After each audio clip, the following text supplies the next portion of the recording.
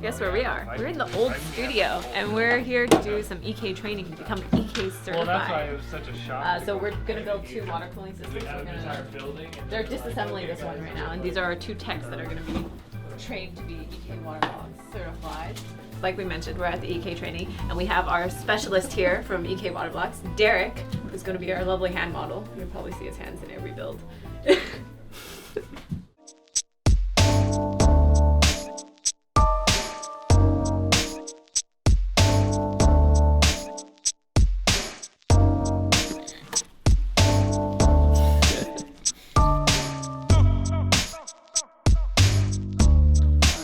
Pro tip number 1.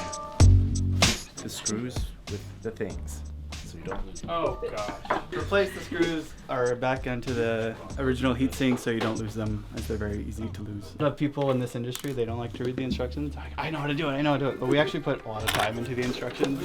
So Pro tip number 2, read the instructions. I didn't remove this. Do it. No, we don't need to do that. Read the instructions. Pro tip 2.5, put the caps back on everything. This is rubbing alcohol. So there's no spillage.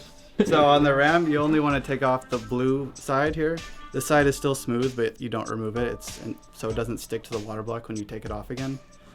So there's just one layer of protecting this on each side. And you put the sticky side down onto the PCB. They're stuck to me. Put it on his camera lens. No. Yeah. No, stamp it.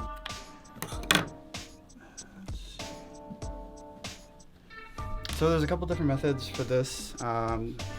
Sometimes we recommend, you do like a cross and then dots, and it ends up being a lot. So what I usually do is I'll just put like a decent sized dot here. That's actually a little too much, but and then I'll use like a old credit card or something to spread it flat. NCIX is, they're not going to send me a bill for using this, right? No.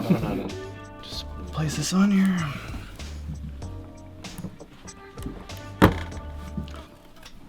Like that. So as usual, you just put it in slowly and then do a cross pattern.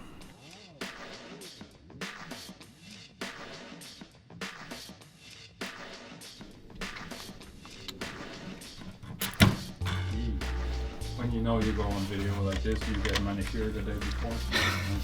That's what I spent all day yesterday doing. Just getting ready. The phone. Sorry.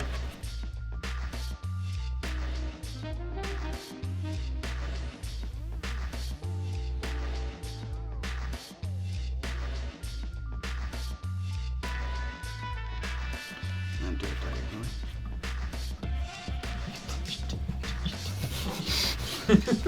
Pro tip 5.2. 3.2? I don't know. Pro tip number, Whatever it is. Length. Editor will put it our in. technicians are really smart, and they temporarily screw in one or 2 screws just to hold the fans in place, and then they'll put in the radiator and then use the long screws. So that way you're not juggling the radiator and the fans and For like trying half to an hour doing an arm have workout like like a- this. awkward angle. Just We're down to 2. we're so scared right now. We lost Riley. Keith. He hits my Atlantic. And we also lost Julia. She wants to get food. What do we do? I don't know if we'll ever see them again. Pro tip 45A-3. Hex keys actually fit inside of these, and you can actually tighten them that way, so you don't do it by hand.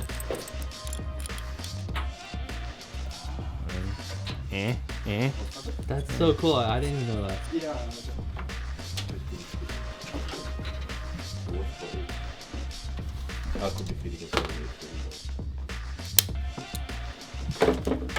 it's so much easier than So if you're using the Primo Chill tubing with our fittings, it's best if you get a glass of hot water and you heat it up, and it's much more pliable that way and makes your life much easier.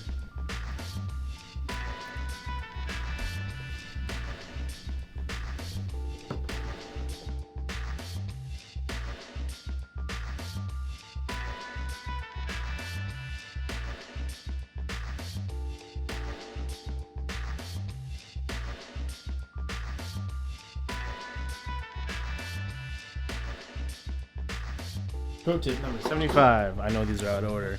Unplug all the things that require power. before you do things. So the passed out coolant is 1:4 ratio. 1 part concentrate, 3 parts salt water.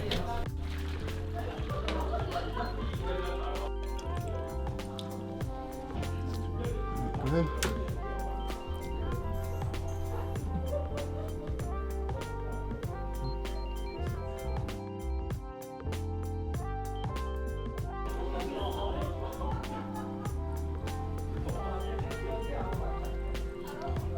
Pro tip number, what are we at? 85. Yeah. Never let the pump run dry. Always make sure there's enough coolant in order to make it through the loop.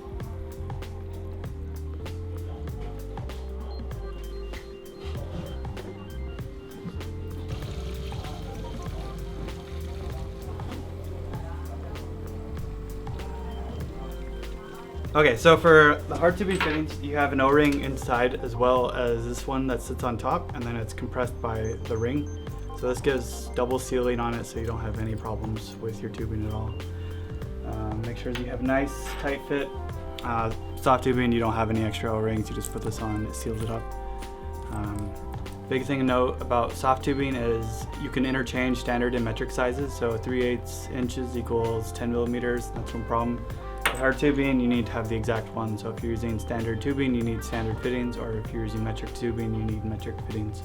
So this one happens to be 12 millimeter OD. So we have 12 millimeter OD tubing.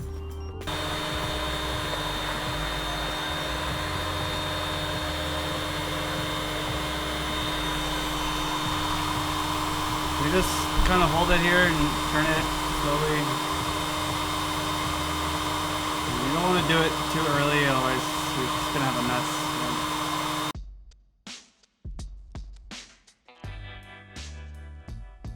What I usually do is I mark where the end of the bend should be.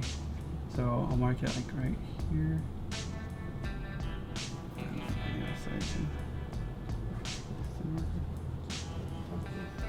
I usually use markers when I do this. I actually use Sharpies, and then I use magic erasers, and it actually takes it off perfectly, even Sharpies. Oh, okay.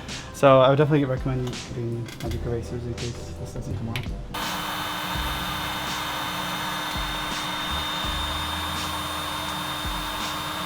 Pro tip number 91. Bend more tubing than you need because it's easy to cut it off afterward, but you can't add on any tubing after.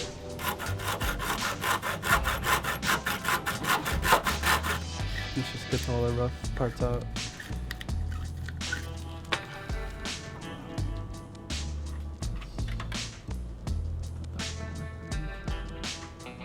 So I would do the bend before you cut anymore, though. Okay. So I guess you could cut the side if you wanted, like right here. Wow, this is like how they say team. That's trust exercise. exercise. Yeah, that's exercise.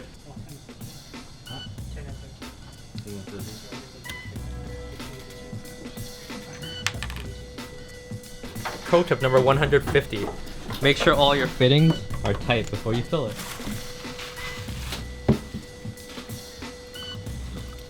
So smooth, man. I need to get one of these.